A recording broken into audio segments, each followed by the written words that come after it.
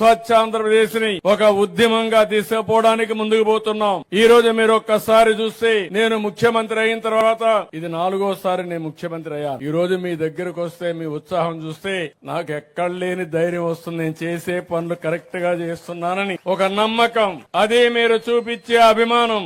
అందుకే నేను కూడా ఆలోచిస్తున్నాను, భగవంతుడు నాకు ఎంత శక్తి ఇస్తే అంత శక్తి ఉపయోగించి మీకు సేవలు అందించాలని ఏకైక లక్ష్యం తప్ప ఇంకోటి కాదు. నేను అందుకే పదే పదే చెప్పాను, సంపద సృష్టిస్తే ఆదాయం పెరుగుతుంది. సంపద సృష్టించాలంటే అభివృద్ధి చేయాలి.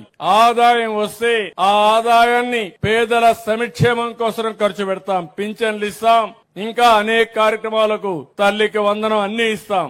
అది చేసి మళ్ళా అభివృద్ధి పైన ఖర్చు పెడితే నిరంతరం ఆదాయం పెరుగుతుంది. ఇది ఎక్కడ కూడా ప్రపంచం అంతా జరిగే విధానం. కానీ 5 సంవత్సరాల్లో ఆదాయం పెరగలేదు, సంపద సృష్టించబడలేదు. అప్పులు విపరీతంగా చేశారు. 10 లక్షల కోట్ల రూపాయలు అప్పు చేశారు. ఆ అప్పుకు వడ్డీ కట్టాలి, అసలు కట్టాలి. ఇప్పుడు ఆ అప్పులో చూస్తే నాకు భయం వేస్తా ఉంది. ఎందుకంటే మా ఆఫీస్కి వచ్చి మొన్నైతే మీరు అప్పు కట్టలేదని తకామని నోటీసు పంపించి స్టాక్ ఎక్స్చేంజ్ కూడా పంపించేశారు. పలాని గవర్నమెంట్ డబ్బులు కట్టలేదు కాబట్టి ఆ డబ్బులు రికవర్ చేయడానికి ఏం చేయాలో చేస్తామని నోటీసు పంపిస్తే ఇమ్మీడియట్ గా అప్పులు చేసి ఆ డబ్బులు కట్టాల్సి వచ్చింది. కట్టకపోతే ఏమవుతుందంటారు మీరు? కట్టకపోతే ఎవడు అప్పు కూడా ఇవ్వడు. అప్పు ఇవ్వకపోతే అప్పు కూడా కట్టలేము. అప్పు కట్టలేకపోతే సంక్షేమ కార్యక్రమాలు చేయలేము. అది అందుకే ఒక ఇండస్ట్రీ గాని ఏ వ్యక్తికి మీరు చూస్తే మీరు తిరిగి అప్పు సకాలంలో కడతారంటే క్రెడిట్ రేటింగ్ ఉంటుంది. మళ్ళా అప్పు కావాలంటే ఇస్తారు. నేను మొన్న బ్యాంకర్స్ తో మాట్లాడినప్పుడు చెప్పాను, రైతులకి అందరికి కూడా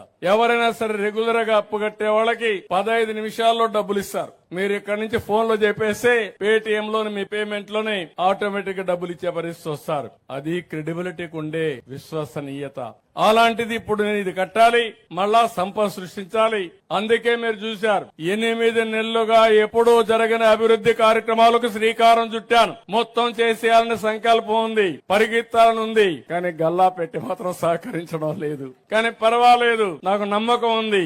ఇది తాత్కాలికమైన ఇబ్బంది. ఆ ఇబ్బందిని అధిగమించే శక్తి నాకుందనేది నా అభిప్రాయం. అందుకే మీరు చూస్తే 5 సంవత్సరాలు ఒక తట్ట మట్టేయలేదు రోడ్డు మీద.